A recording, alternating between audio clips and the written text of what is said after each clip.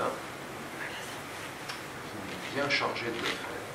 Donc, je le fais. Je crois que nous sommes dans une unité spirituelle qui dépasse l'éloignement géographique, et c'est ça le plus important, n'est-ce pas? Alors je voudrais partager avec vous quelque chose que nous allons lire maintenant dans l'Évangile selon Matthieu. Évangile selon Matthieu au chapitre 13 et au verset 10. Matthieu 13, 10.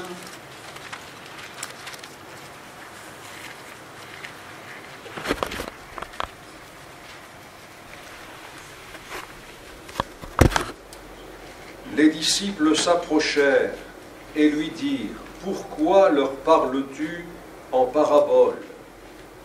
Jésus leur répondit : « Parce qu'il vous a été donné de connaître les mystères du royaume des cieux, et que cela ne leur a pas été donné. Car on donnera à celui qui a, et il sera dans l'abondance. Mais à celui qui n'a pas, on ôtera même ce qu'il a. » C'est ce dernier verset que je veux partager avec vous ce matin. Il nous paraît un peu bizarre, il faut le dire comme ça, quand on le lit, on se pose des questions. Est-ce qu'il y aurait là une anomalie ? Donner à celui qui a, ôter à celui qui n'a pas.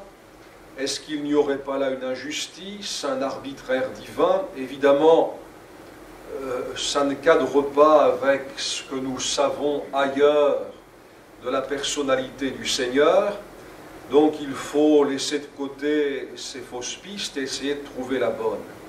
Alors, tournez quelques pages avec moi, car on va retrouver vers la fin de l'évangile de Matthieu, mais au chapitre 25, et au verset 29, on va retrouver cette parole que Jésus a dite à l'occasion de son enseignement, du début de son enseignement en parabole. Matthieu 25, 29, « Car on donnera à celui qui a, et il sera dans l'abondance, mais à celui qui n'a pas, on ôtera même ce qu'il a. » Donc c'est la même parole, mais c'est une parole qui, là, la deuxième fois,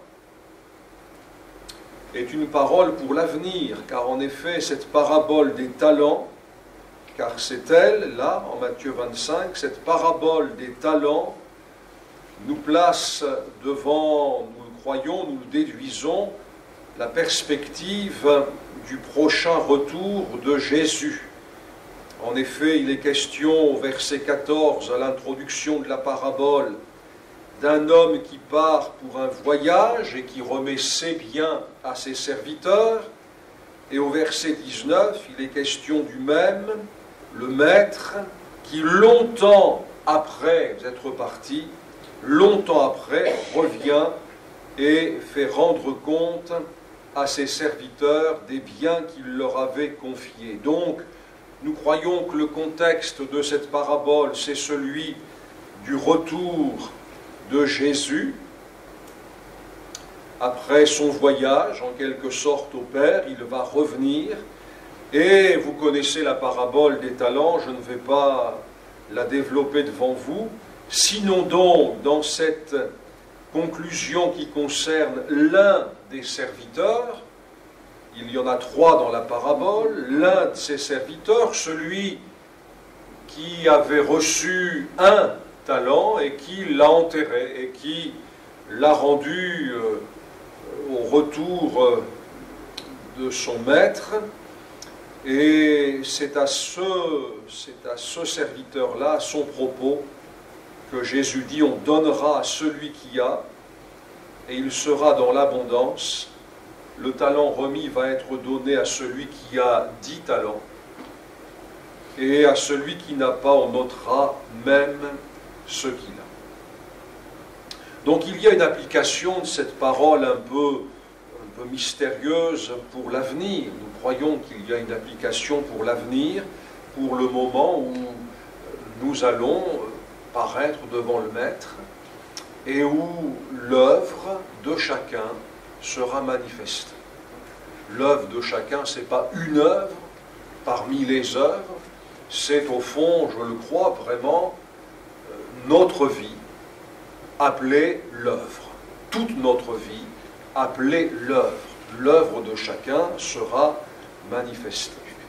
Et puis, et là je reviens dans le chapitre 13 de Matthieu, donc on a peut-être déjà une idée un peu plus précise de ce que veut dire cette parole un peu pleine d'interrogations. On donnera à celui qui a, là on pense au talent, aux 3 serviteurs, il sera dans l'abondance, à celui qui n'a pas on ôtera même ce qu'il a.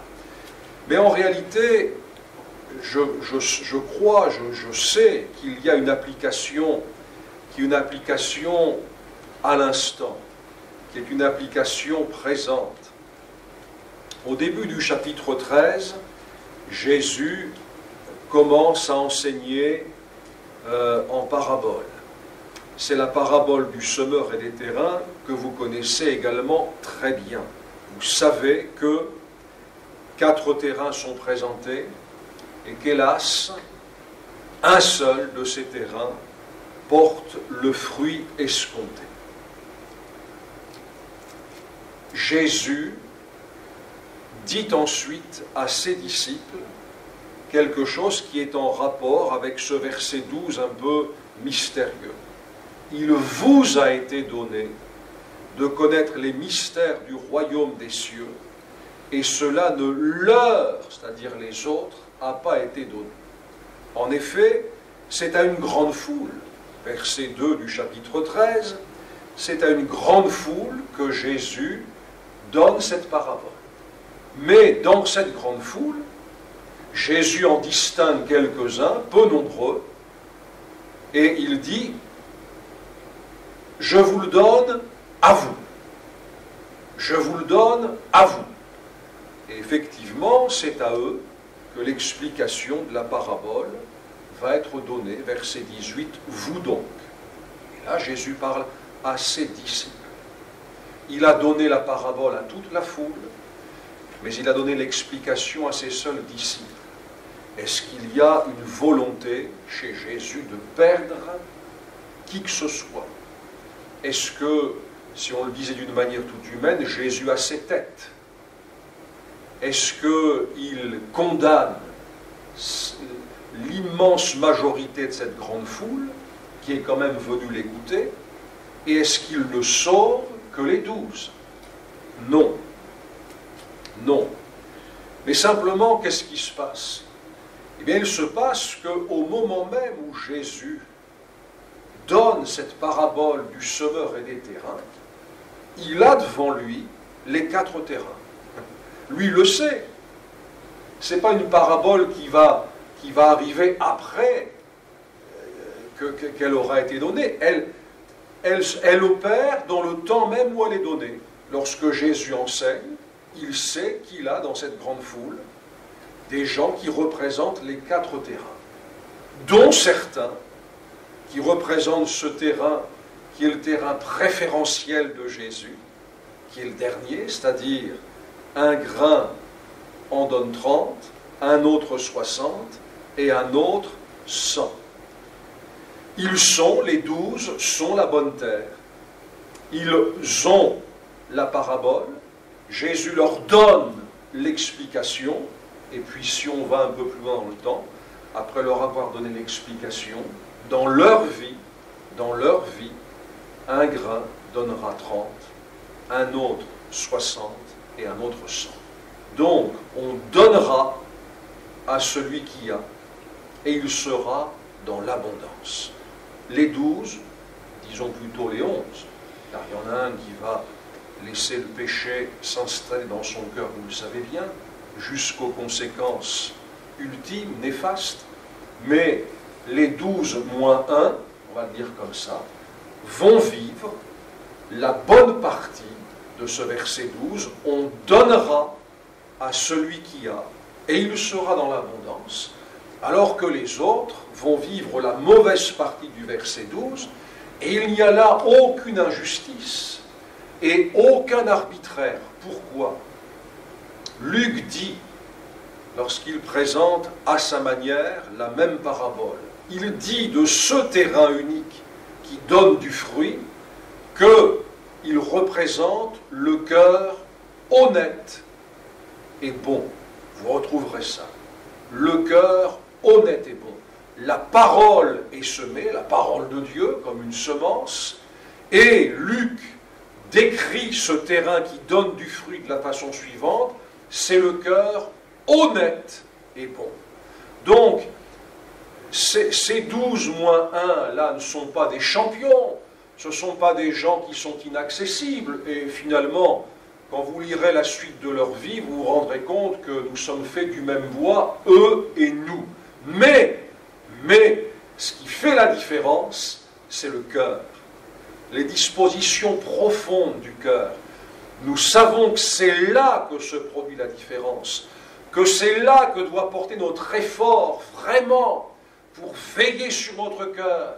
C'est bien que le Seigneur, la vie avec le Seigneur ne dépend de rien d'autre que du cœur, ni de nos diplômes, ni de nos richesses, ni de nos réussites ou de nos échecs, ni de notre naissance selon la chair, ni de notre lignée, ni de notre race, ni de notre culture, ni de notre famille, mais dépendent de notre cœur.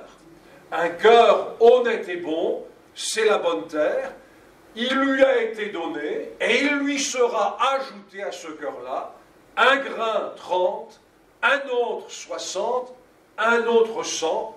Voilà la manière d'agir du Seigneur, et il est absolument juste et sans reproche dans cette manière d'agir. Donc j'espère que ce texte qui pouvait poser question peut-être, on donnera à celui qui a, et il sera dans l'abondance. Mais à celui qui n'a pas, on notera même ce qu'il a.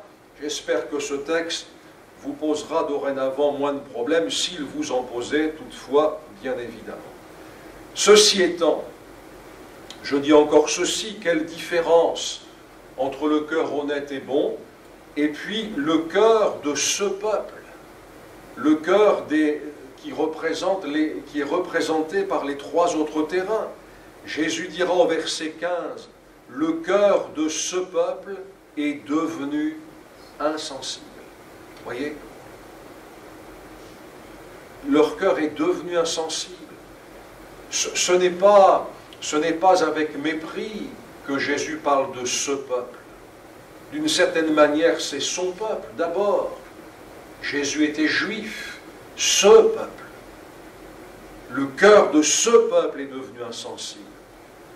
Eh bien, au cœur qui devient insensible au conseil de Dieu, à la parole de Dieu, à Dieu lui-même finalement, eh bien, on ôte même ce qu'il croit avoir. Mais au cœur honnête et bon, on donne et il y a de l'abondance. Béni soit le Seigneur. Alors on va vraiment veiller, au-delà de ce culte, aux dispositions de notre cœur. Ça, c'est un point crucial. C'est un point crucial. Vraiment.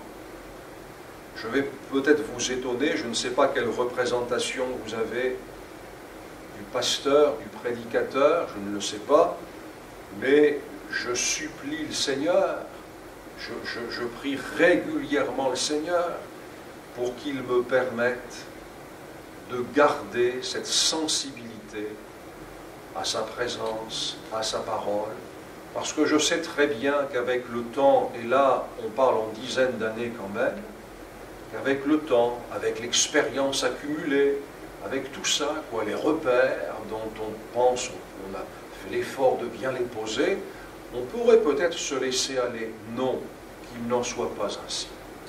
Qu'il n'en soit pas ainsi. Ça, c'est vraiment un point de vigilance, que de veiller sur le devenir de notre cœur et de veiller à ce qu'il reste honnête et bon par rapport à la semence. Maintenant, j'aimerais mettre l'accent sur la première partie du verset 12. On donnera à celui qui a, et il sera dans l'abondance. Alors, pour l'avenir, eh bien, les serviteurs qui font valoir les biens que le maître leur confie, et qui au moment du retour vont manifester qu'ils ont fait valoir les biens qu'ils avaient reçus, vont en recevoir d'autres. C'est le thème de la parabole. Hein. Mais présentement, là, dans la vie sur la terre, dans notre vie présente, on donnera à celui qui a, il sera dans l'abondance. Dans l'abondance, nous savons que la préférence de Jésus va là. Nous savons que ce qu'il a accompli sur la terre et ce qu'il accomplit maintenant en notre faveur, sur le trône où il a rejoint le Père, sur la terre et à sa place maintenant, pas seulement sur la terre et à sa place maintenant, nous savons vraiment, si nous avons lu les textes, que cette action-là a pour but de conduire dans l'abondance ceux qu'il va racheter. Ça ne fait aucun doute qu'il n'y a rien eu de chétif, de misérable, d'étriqué dans l'œuvre de Jésus sur la terre, et qu'il n'y a rien de chétif, d'étriqué, de misérable, de petit dans son œuvre maintenant au ciel. Donc, on est certain que la préférence de Jésus va là. On donnera à celui qui a, et il sera dans l'abondance. Alors cette abondance, je voudrais simplement lire quelques textes avec vous pour que vous puissiez voir avec moi qu'on l'a trouvée dans l'Église primitive. Elle était là. Elle était là. Les disciples de l'Église primitive ont vécu ce que Jésus a annoncé. On donnera à celui qui a, et il sera dans l'abondance. Alors, allez avec moi dans le livre des Actes, au chapitre 2. Livre des Actes, chapitre 2, et lisons au verset 4. C'est un verset que nous connaissons bien et que nous aimons bien, je l'espère. Il est question, vous le savez bien, de ceux qui sont réunis, les disciples réunis, comme Jésus leur avait recommandé de l'être, au jour de la Pentecôte, fête juive jusqu'alors, qui va devenir autre chose maintenant, et nous lisons, et ils furent tous remplis, et j'insiste sur le mot, on parle d'abondance, ils ont été remplis du Saint-Esprit, et se mirent à parler en d'autres langues, selon que l'Esprit leur donnait de s'exprimer. Ils ont été remplis. Remplis. Vous savez ce que ça veut dire, hein? Un récipient, n'importe lequel, avec un fond, il n'est pas rempli. Un récipient à moitié, un verre à moitié vide ou à moitié plein, vous connaissez l'expression, il n'est pas rempli. Ici, les disciples n'ont pas été visités pour qu'il y ait un peu de fond, ils n'ont pas été à moitié, ils ont été remplis. Qui l'a fait, ça? Eh bien, le Christ glorifié. Il l'avait annoncé. Il l'avait annoncé que lorsqu'il serait glorifié, alors il inaugurerait un nouveau temps, le temps de la Pentecôte, qui a été inauguré dans ce texte-là. Lorsque Pierre va expliquer dans la suite du chapitre ce qui s'est produit, car vous savez ce qui se passe, les pèlerins juifs sont surpris, attirés, décontenancés par ce qu'ils entendent et ce qu'ils voient. Ces disciples remplis du Saint-Esprit parlent dans des langues qu'ils n'ont pas apprises, qui ne sont pas les leurs, Et il se trouve que ces langues sont les langues des pèlerins juifs de tout le pourtour méditerranéen qui sont venus à Jérusalem pour la fête juive. Et donc ces pèlerins entendent des louanges qui disent les merveilles de Dieu. Bon, ça c'est ce qui s'est passé. Qui a fait ça? Celui qui est maintenant sur le trône. Et Pierre va dire, élevé par la droite de Dieu, Jésus a reçu du Père le Saint-Esprit qui avait été promis, et il l'a répandu. Donc, pour les hommes, ils ont été remplis. Mais pour le Christ, c'est lui qui a répandu. Est-ce que vous me suivez? Vous croyez que quand Jésus répand, il verse 3 gouttes? Excusez-moi, je vous parle comme ça. Vous croyez que quand Jésus, maintenant glorifié, vous croyez que Jésus se contenterait de verser 3 gouttes pour qu'il y ait un fond? Non. Il l'a répandu. Il l'a répandu. Voyez-vous, pour nous, la Pentecôte, c'est Jésus qui baptise de l'Esprit. C'est-à-dire, c'est le Christ glorifié. C'est celui qui est maintenant dans le ciel avec une vie impérissable. Et quand je pense à ce Jésus qui répand le Saint-Esprit, je suis convaincu que dans le fait que ce soit lui qui le fasse, il y a déjà une promesse d'abondance. Et c'est pourquoi les cœurs peuvent être remplis, parce qu'il répand. Alors les cœurs, la conséquence sur la terre, puisque c'est lui qui répand, eh bien c'est que les cœurs sont remplis. Ils furent tous remplis du Saint-Esprit. Il est bon que notre coupe déborde. Je parle de saint débordement. Il y a des débordements qui sont autres, mais je parle de ce saint débordement qui fait qu'on est rempli du Saint-Esprit, que, comme ça s'est passé là, eh bien, cette espèce de trop-plein se manifeste par d'autres langues, qui sont en réalité les langues les plus adaptées pour décrire l'amour que nous avons pour le Seigneur. Car à un moment donné, nos mots, je parle des mots de notre langue naturelle, ne suffisent plus, n'est-ce pas? Nous avons pour lui plus d'amour que nos mots naturels ne peuvent dire. Donc, eh bien, il vient à notre secours et il nous donne ces langues surnaturelles pour que nous puissions dire ces merveilles et rendre d'excellentes actions de grâce, comme Paul l'écrira ailleurs aux Corinthiens. Donc, voyez-vous, on donnera à celui qui a.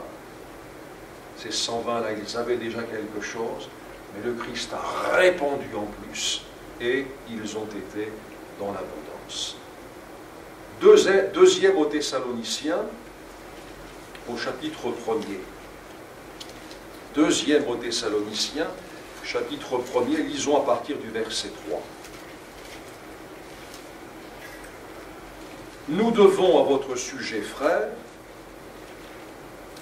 rendre continuellement grâce à Dieu, comme cela est juste, parce que votre foi fait de grands progrès, et que l'amour de chacun de vous tous à l'égard des autres augmente de plus en plus. Aussi, nous glorifions-nous de vous dans les églises de Dieu, à cause de votre persévérance et de votre foi au milieu de toutes vos persécutions et des afflictions que vous avez à supporter.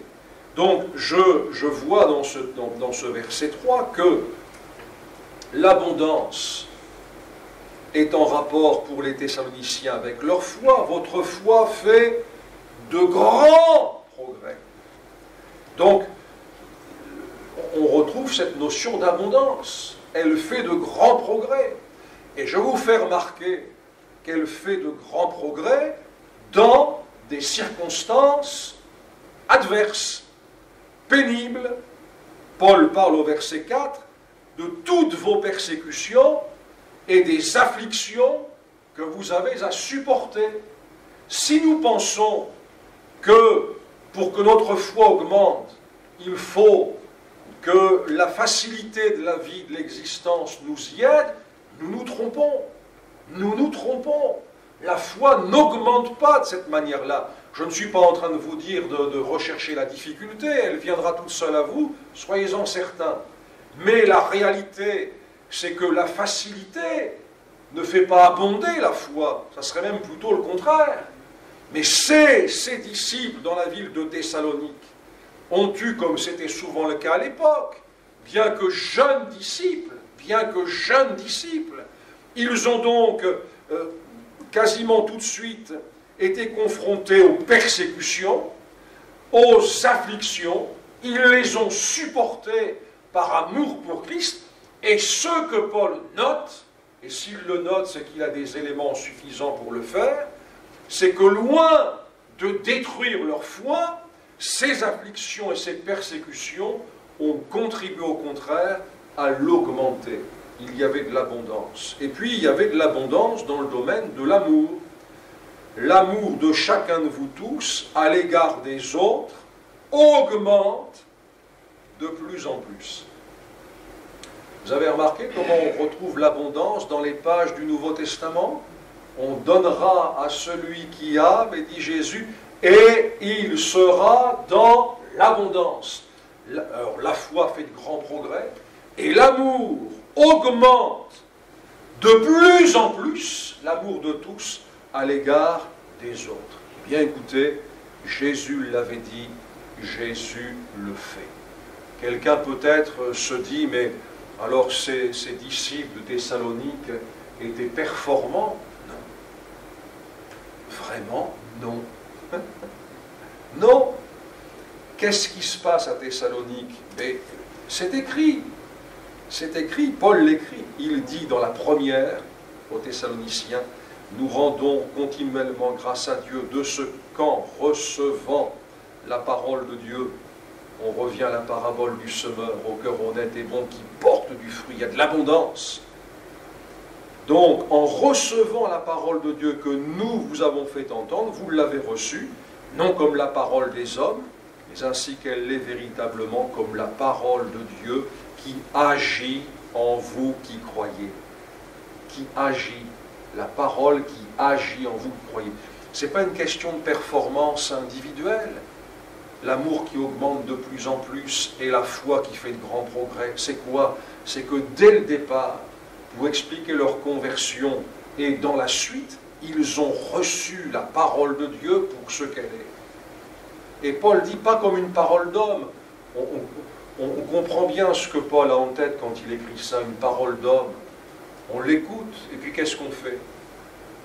On la dissèque, hein? On l'analyse, on la conteste, voilà, comme on dit dans nos milieux, ça c'était un grand malheur, on en prend et on en laisse.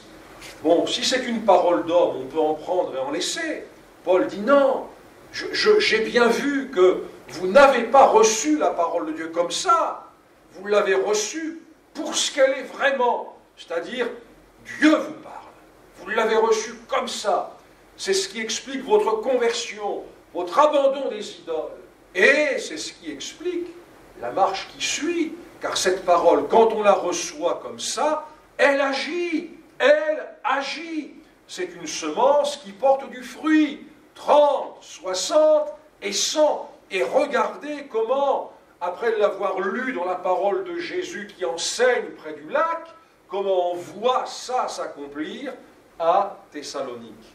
Tournez quelques pages en arrière, 2 Corinthiens chapitre 4 verset 15, autre exemple, 2 Corinthiens chapitre 4 verset 15, car tout cela arrive à cause de vous, afin que la grâce, en se multipliant, fasse abonder à la gloire de Dieu les actions de grâce d'un plus grand nombre. Bon, c'est un autre domaine évidemment, mais l'abondance des actions de grâce est une abondance à double détente. D'abord, elles sont plus nombreuses, et ensuite, il y a plus de disciples qui les vivent. Les deux choses sont écrites, hein, d'un plus grand nombre, donc ça veut dire, au début, il y en avait 10 qui rendaient grâce, et après ça, il y en avait 20. C'est ça que ça veut dire, hein. Et plus d'actions de grâce. Tout cela arrive à cause de vous, afin que la grâce en se multipliant, etc. Tout cela quoi? Bien, dans les versets qui précèdent, je ne les ai pas lus avec vous pour ne pas allonger trop, mais vous, si vous êtes curieux, vous retournerez à ça, après le culte. Paul dit en quelques mots, fait part des souffrances de son apostolat, dit on est pressé, on est dans la détresse, on est persécuté, on est abattu, mais en même temps, il dit, on est comme ça, mais on n'est pas non plus comme ça, on est persécuté, mais on n'est pas abandonné, on est abattu, mais on n'est pas perdu. Et il relie ça avec la mort de Jésus. Il dit, mais c'est la manifestation pour nous de cet aspect de l'œuvre de Jésus qui est la croix, qui est la mort, parce que la croix c'est la mort. Et Paul l'accepte, je dirais, franchement, il l'accepte sans maugréer. Il sait que, en tant que disciple du Seigneur, il est en union avec la croix et avec le tombeau vide. Les deux vont de pair. Donc, tout ça, ces souffrances, ces persécutions pour l'œuvre du Seigneur, il les accepte comme faisant partie de la croix. Mais, attention, se produit quelque chose. Il y a la mort et il y a la vie. Il y a la mort et la résurrection. Alors oui, les persécutions, la détresse, etc. Mais en même temps, il dit aussi, mais si la mort agit en nous, la vie agit aussi en nous. Et non seulement elle agit en nous, apôtres, mais elle agit en vous, Corinthiens. Et c'est là qu'il arrive, au texte, tout cela arrive afin que... C'est-à-dire que, voilà, dans toutes ces péripéties, souvent marquées par la souffrance, la grâce de Dieu se manifeste.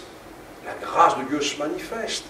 Les Corinthiens n'avaient pas un apôtre quasiment laminé devant eux, vous voyez, à cause des souffrances qu'ils rencontraient. Ils n'avaient pas un homme chancelant, vacillant, prêt de tomber. Non! La mort de Jésus agissait, la vie de Jésus agissait. Et les Corinthiens avaient devant eux un homme, un apôtre, qui traversait les tempêtes, qui était renouvelé dans son être intérieur, qui était renouvelé dans l'onction du Saint-Esprit. Et eh bien, c'était un sujet d'action de grâce. Les Corinthiens regardaient Paul et ils disaient, oh là là, je veux le dire d'une manière humaine, quelle forme il tient. Mais la forme, c'est la vie spirituelle. C'est ça. C'est ça. De telle sorte qu'ils étaient poussés à dire merci au Seigneur. C'est un Seigneur, vraiment Dieu. Quand on a appris ce qu'il a subi, là, notre apôtre Paul, là, et puis quand on le lit ou qu'on apprend de ses nouvelles et qu'on voit qu'il sert, qu'il ne s'arrête pas, qu'il est vaillant au poste, et il rendait grâce au Seigneur. Et ça a abondé. Ça a abondé. Vous voyez, comme quoi même les souffrances vécues, c'est étonnant, hein, mais l'évangile est étonnant. Vraiment, je vous assure, on ne peut pas mettre ça dans une case comme on le fait des affaires humaines. Hein. C'est hors tout ça. Mais même les souffrances pouvaient produire une abondance d'action de grâce chez un plus grand. Frères et sœurs, je crois vraiment que nous avons de quoi, tous ici, moi je ne vous connais pas, hein, quelques visages et c'est tout, donc le visage c'est pas grand-chose, hein, mais je crois vraiment à bien réfléchir. Quand on se pose, comme dit le cantique, compte les bienfaits de Dieu, et tu verras, en adorant, combien le nombre en est grand. Mais je ne parle pas simplement ici de ses bienfaits dans votre existence, qui existent, j'en suis sûr, de son secours opportun, d'une porte qu'il a ouverte pour vous, d'une guérison qu'il vous a accordée, etc. Je suis certain que ces choses existent. Mais écoutez, votre nom inscrit dans le livre de vie de l'agneau, vous ne croyez pas que ça vaut la peine de dire merci au Seigneur pour ça? La perspective de se retrouver, nous, autour du trône de gloire. Un jour, vous ne trouvez pas que ça mérite quelques merci? Notre salut, gratuit pour nous, si coûteux pour lui. Combien de fautes il nous a pardonnées? Combien de fautes il nous a pardonnées?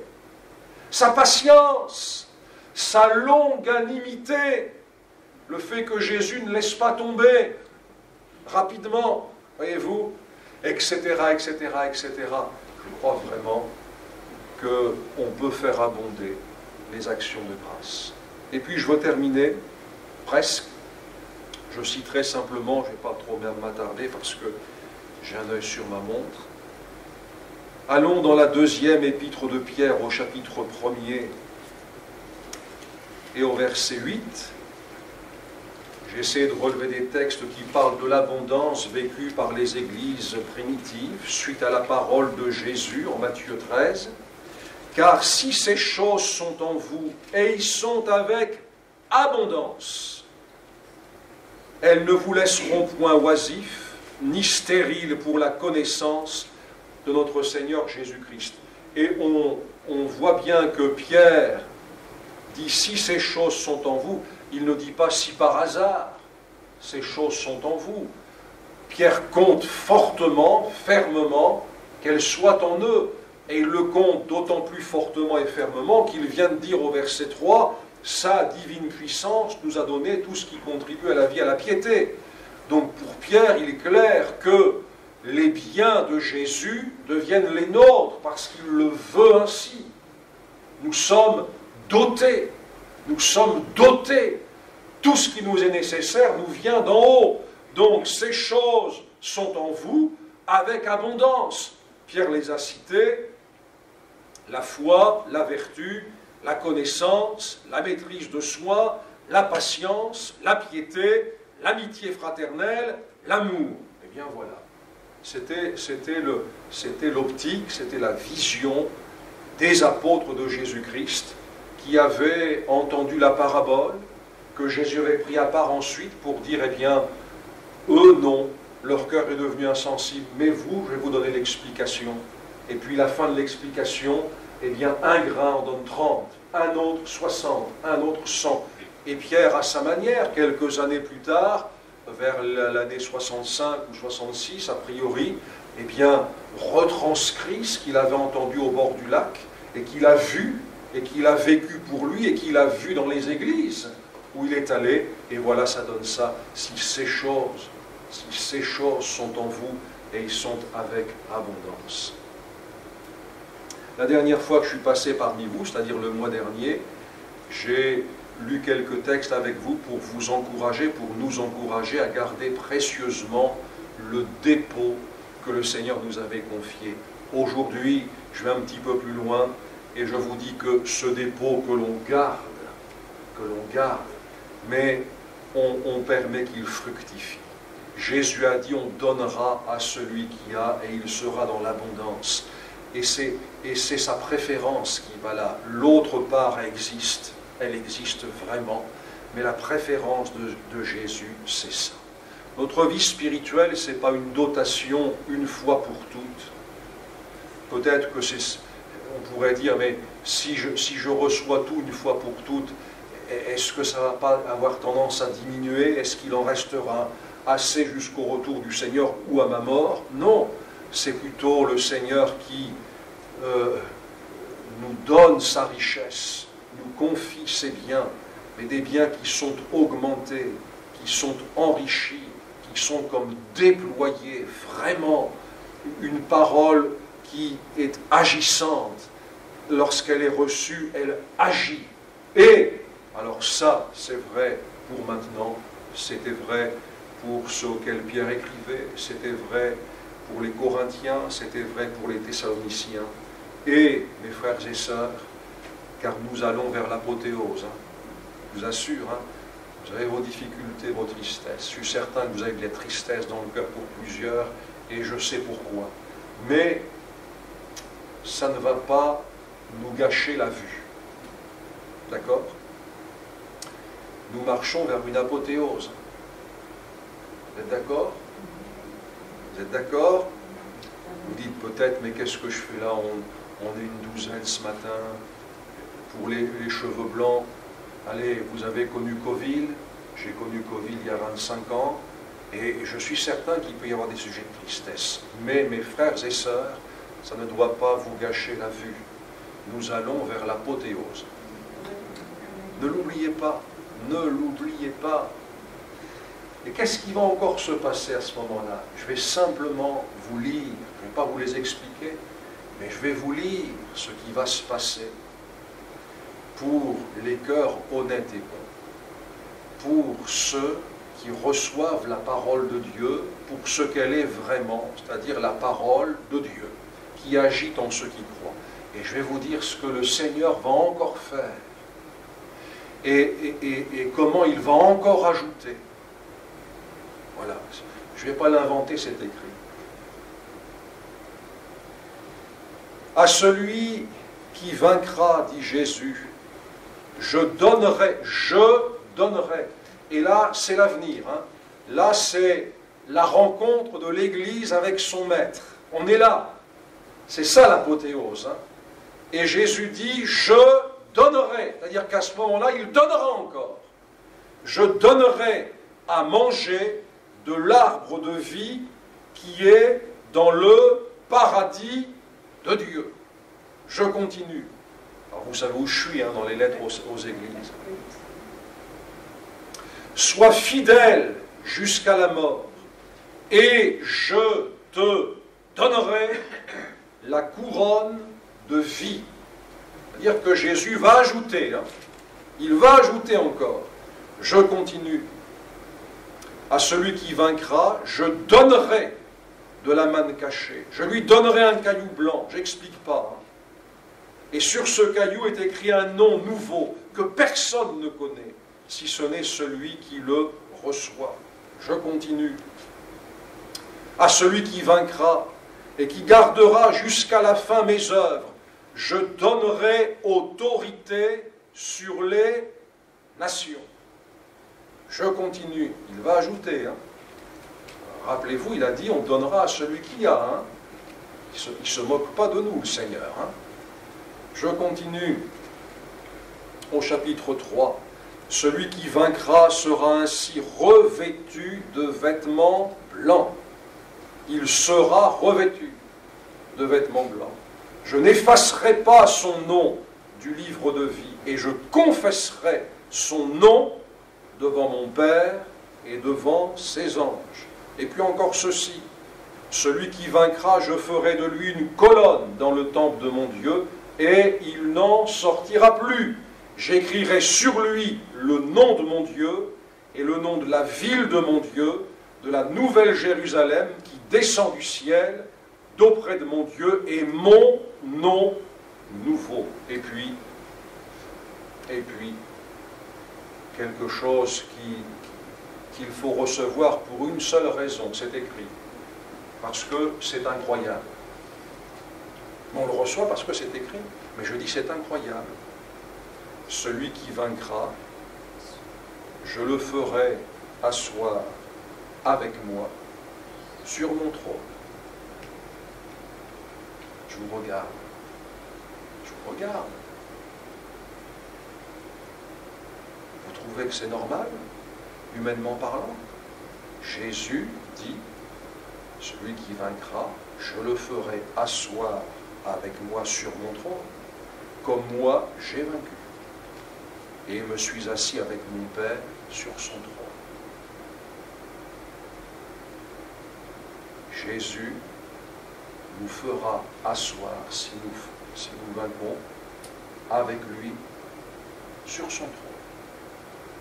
Rappelez-vous de ce que vous étiez lorsqu'il vous a interpellé pour votre salut. Pécheur perdu. Il n'y a pas besoin d'ajouter de détails. Loin de Dieu, contre Dieu, sans Dieu.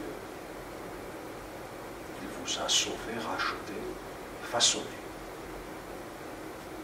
Et finalement, ultimement, celui qui a dit, on donnera à celui qui a. Et il sera dans l'abondance. Nous promet de nous faire asseoir avec lui sur son trône. Alléluia. Alors on donnera à celui qui a, c'est Jésus qui l'a dit, et il sera dans l'abondance, et à celui qui n'a pas, on notera même ce qu'il a. Je pense que, pour reprendre l'expression entendue, nous savons où est la bonne part. Hein? Ça ne fait pas de doute pour nous que nous savons où est la bonne part, et que, eh bien, nous allons veiller sur notre cœur, n'est-ce pas, pour que, à ce que nous avons déjà reçu de Jésus, je parle des biens spirituels surtout, eh bien, qu'il y soit encore ajouté, que ça se déploie encore, que ça se reproduise encore, jusqu'au jour où ça sera vraiment l'apothéose. Que le Seigneur nous fasse la grâce de vivre ces moments-là. Alléluia. Amen. Seigneur, vraiment, c'est un grand bonheur.